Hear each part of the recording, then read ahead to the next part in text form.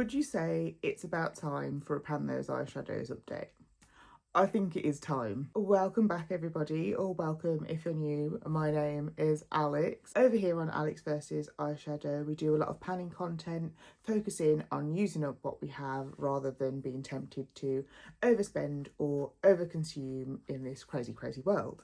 So if that sort of aligns with you in any way, then please do stay tuned and consider subscribing, or even just give the channel a like. It really does help me out.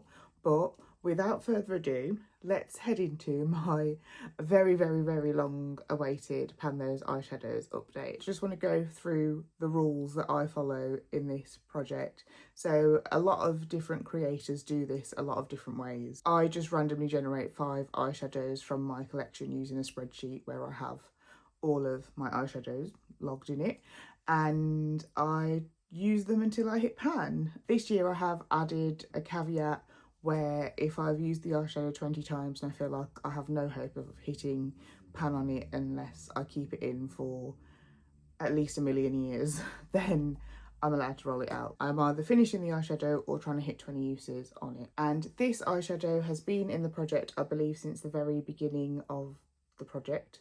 And this is from my Singe Beauty Agate Temptation palette.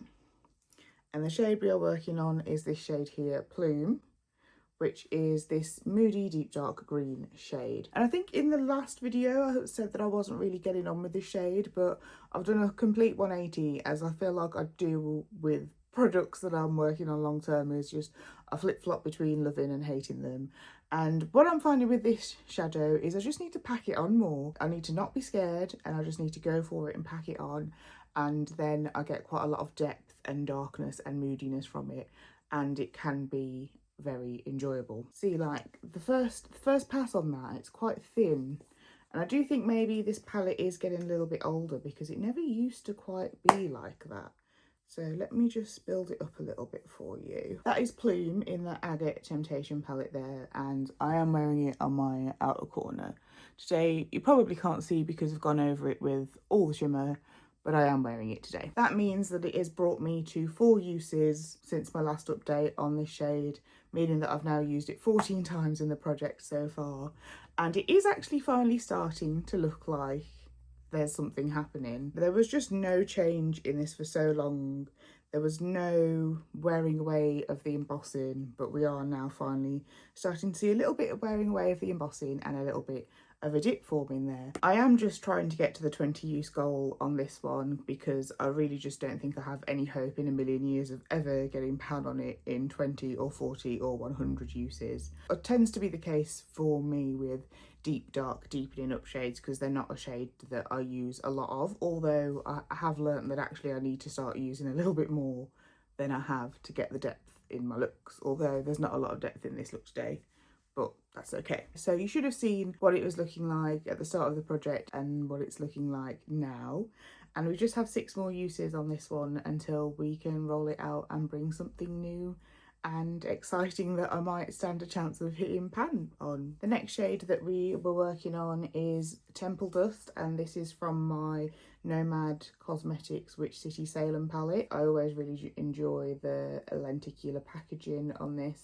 Sometimes I just sit here staring at this instead of getting ready for work because I have the attention span of a gnat. We are working on the shade Hocus Pocus, which is this very deep dark moody purple shade down here. And you know what, I've never really enjoyed purple eyeshadow on me, which I've never quite understood, because they do say that purple eyeshadow is meant to go well with brown eyes, but having this in the project has taught me a lot of things about purple eyeshadow, and I have rocked a couple of purple only looks, and I have been trying to take pictures of my looks to show, so I might have a picture of the purple look, but I might not. But I have developed a love of purple eyeshadow, which is so pleased for myself. Was I calling this Temple Dust? This is Hocus Pocus. We've used this 4 times this month, meaning that we have now used it 8 times in the project.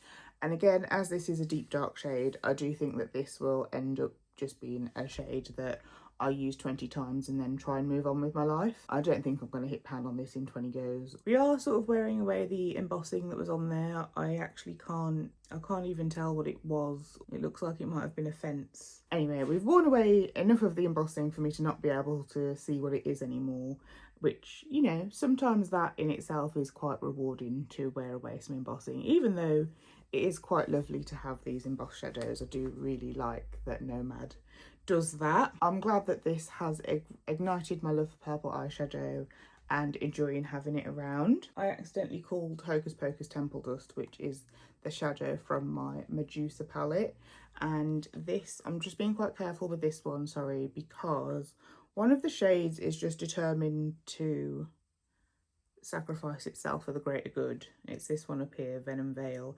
Every time I see it, it's in a greater state of disrepair, and I haven't been using it that much. The shade that we have been working on is Temple Dust, which is this deep dark red shade up here. I love red and pink eyeshadow on me. I very much enjoy it, and I have loved using this. That is Temple Dust, and it's a very deep dark red, reddy browny burgundy. It's almost on the cusp of burgundy, isn't it, rather than red. I have loved playing with this shade, and I've used it 6 times since my last update, meaning that I've used it 13 times in the project so far. So I've almost overtaken the amount of times that I've used Plume, and Plume's been in since the start of the year. That shows you how much I've been enjoying wearing this shade. And we have got a little bit of a dip forming in this one as well after those uses. Again, even though I do have a dip, which is quite motivating, I still don't think I have much hope of hitting pan in a reasonable amount of time. So this again is another one that is just a 20 user rather than a finisher, unfortunately. So it was not very pan those eyeshadows project pan at the minute. It's just use those eyeshadows. But that's okay. I'm having fun. That is the main purpose of the game. The next shadow that I want to talk to you about is from my Smoky palette by Beauty Bay, and this is the shade Void. This dark smoky sort of gunpowder kind of colour. Although when you swatch this one, it does have a bit of a purple base, which has meant that it's gone quite well with my red and my purple Hocus Pocus and Temple Dust. Did I say the shade was called Void? I have no idea. This is what Void is looking like these days. We've used Void only 5 times this month, meaning that we've used it 14 times in the project so far. And we've really worn away that Beauty Bay embossing. And I am tempted to say that we might get pen on this one, just because I know Beauty Bay shadows are quite thin. One of the reasons I think they're so affordable. But I think we could stand a chance of hitting pan on this one. So I think I will hold on to this one being in the project a little bit longer than the 20 uses, because I do have hope, and there is quite a nice bit of a dip forming there. So maybe not within the 20 uses, but maybe within 30 or 40 uses, I think I can hit pan on that one. And then our final shade that we've been working on is in my Blend Bunny Longing palette, and this has been the shade Twist of Fate, which is this lavendery lilac-y shade over here. Blend Bunny shadows are unmatched level of quality, aren't they? Obviously that's it there. And the colour payoff is insane. The texture of the shadow, it is almost like a powder to cream, but it's not a powder to cream. It's still a powder, but it's just like the creamiest powder known to man. The colour payoff, the pigmentation, especially in such a light shade like that, every single time I use this, I've been blown away by it. And testament to that is the amount of uses this has got on it. So I used this 11 times since my last update, meaning that I've now used this 18 times in the project. And we are getting a little teeny baby dip in that. I'll start showing you some close-ups of how it was looking this month and last month, so you can analyse in more detail for yourselves. I still also don't think that I'm going to hit pan on it very soon. I don't have one of those magnet tools that means I can suck the pan out of the hole to see how deep the pan is, but there's so little kick up, and as I said, it's kind of like a creamy formula, even though there's nothing actual cream about it. It's like a dense, firmly pressed, a little bit goes a long way formula. I really just don't think I'm going to hit pan on this anytime soon, and I do think it looks like Blend Bunny shades are quite difficult to hit pan on. So this is going to be another 20 user. I know. Because there's only 2 uses left on Twist of Fate, I am going to roll in a 6th shade in this video, just so I've got something to go into straight away. So bear with me while I get my eyeshadow spreadsheet up. So I've put in 1 to 441, and let's see what we get. So we got 316. At least I know that's something relatively new, which is exciting. Oh no, oh man. So it is Acates. So the shade that's been rolled in is Acates from my Singe Agate Temptation palette. And Acates is, oh, I'm excited about this. So Acates is this warm mustardy colour here. So it's this warm mustardy colour here, which is one of my favourite kinds of eyeshadow to work with. And even this blending out the red, the purple or the green is going to look amazing. I love a bit of like black eye makeup. So let me just swatch the new colour story versus the old colour story, and we'll wrap this up. So that is the new colour story, that is the old colour story. I feel like this coming into September is a very autumnal leaning colour story.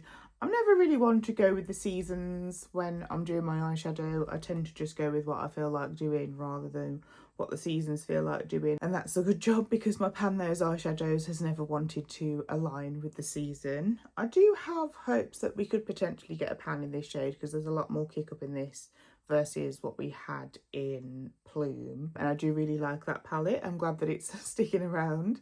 I'm a little bit disappointed that we haven't picked a new palette, but sometimes that is just how randomization works. I think this is where we're going to leave this video. I'm going to go and wash all of this shadow off my hands, but thank you so much for watching. Really appreciate you tuning into this video. I'm trying to upload here every single Thursday, but sometimes life happens instead of uploads, and I'm very sorry about that. But I do appreciate every single one of you. Please do leave me a like or a comment if you want to. I love chatting to you guys in the comments, and I'll catch you in the next one.